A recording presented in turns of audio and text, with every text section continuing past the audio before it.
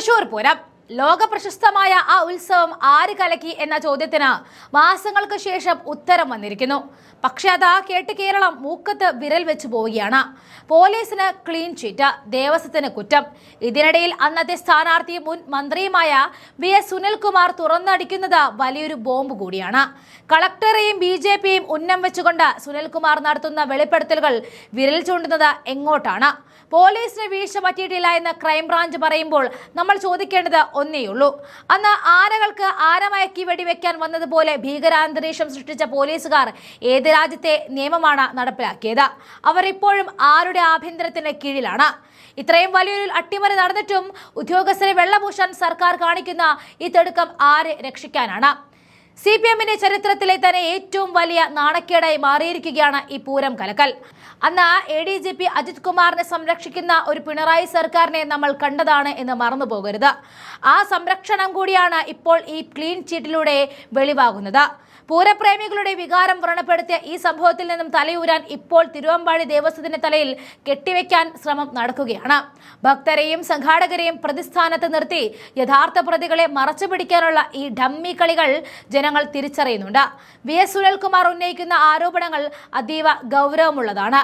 ജില്ലാ കളക്ടറായിരുന്ന VR കൃഷ്ണ തേജയ്ക്കെതിരെയാണ് അദ്ദേഹത്തിന്റെ വിരൽ.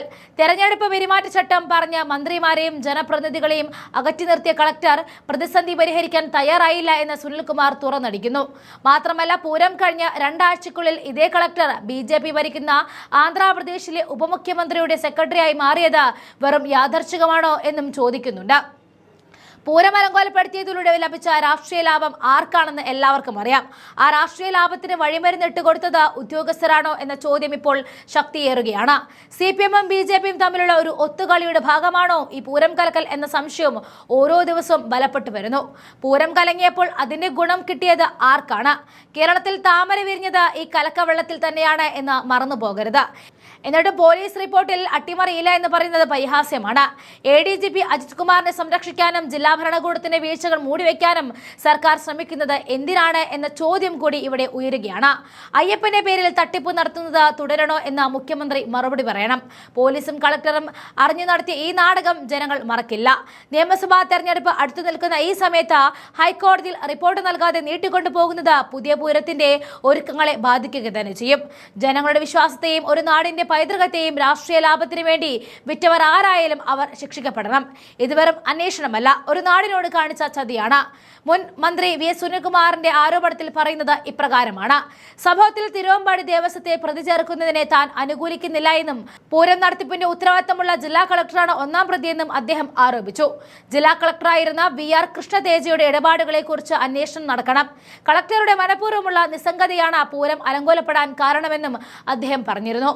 പോലീസാണ് അട്ടിമറിക്ക് പിന്നിലെന്ന ആരോപണം തള്ളിക്കൊണ്ടുള്ള റിപ്പോർട്ടിലാണ് അന്വേഷണ സംഘം സമർപ്പിച്ചിരിക്കുന്നത്.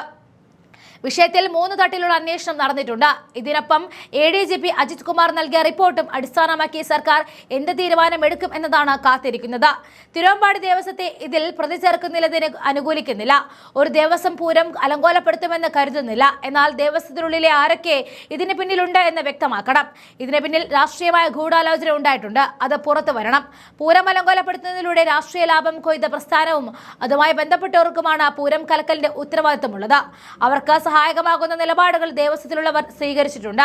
ചില പോലീസ് ഉദ്യോഗസ്ഥരും അവരെ സഹായിച്ചിട്ടുണ്ട്. ADGPയേക്കാൾ പ്രധാനപ്പെട്ട ഉത്തരവാദിത്തം ജില്ലാ കളക്ടർക്കാണ്.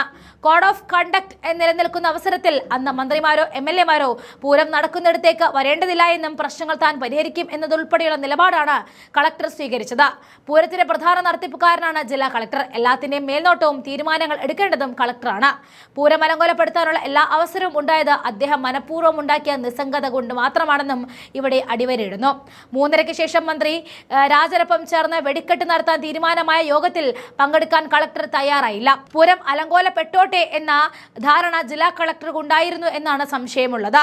കാരണം അദ്ദേഹം തെരഞ്ഞെടുപ്പ് കഴിഞ്ഞ് 2 ആഴ്ചക്കുള്ളിൽ BJP ഭരിക്കുന്ന സംസ്ഥാനത്തിന്റെ ഉപമുഖ്യമന്ത്രിയുടെ സെക്രട്ടറിയായി മാറി. അയ്യപ്പന്റെ പേരിൽ തന്നെ ഈ തട്ടിപ്പ് നടത്തിയവരും പൂരം കലക്കലിൽ ഒരു കണ്ണിയായി മാറുകയാണ്. സർക്കാരിനും പങ്ക് പൂരം അലങ്കോലപ്പെടുത്തൽ ഉണ്ടായിരുന്നുവെന്നും ഉദ്യോഗസ്ഥ ഗൂഢാലോചന തള്ളിയും തിരുവമ്പാടി തിരുവമ്പാടി ദേവസ്വം നേർക്ക് ആരോപണം ഉയർത്തിയുമാണ് പ്രത്യേക അന്വേഷണ സംഘം ക്രൈംബ്രാഞ്ച് ADGPക്ക് റിപ്പോർട്ട് കൈമാറിയത്. ഏകപക്ഷീയമായ തീരുമാനങ്ങളാണ് തിരുവമ്പാടിയുടെ ഭാഗത്തും ഉണ്ടായത് എന്നാണ് കണ്ടെത്തൽ. ദേവസ്വം അധികൃതർക്കെതിരെ ഗൂഢാലോചന കുറ്റം ചുമത്തണോ എന്ന് ADGP തല യോഗത്തിന് ശേഷം തീരുമാനമെടുക്കും. അടുത്ത പൂരവും നിയമസഭാ തെരഞ്ഞെടുപ്പും അടുത്തിരിക്കുന്നതുകൊണ്ട് റിപ്പോർട്ട് ഉടൻ ഹൈക്കോടതിയിൽ നൽകില്ല എന്നാണ് വിവരം. പൂരം കലക്കൽ വിവാദം എന്നത് CPMന്റെ എക്കാലത്തെയും നാണക്കേടായിട്ട് മാറിയിരിക്കുകയാണ്. ഇനി അതിൽ നിന്നും തടിതപ്പാനുള്ള നീക്കത്തിലാണ് മന്ത്രിയും CPIയും ഇപ്പോൾ ഉള്ളത്.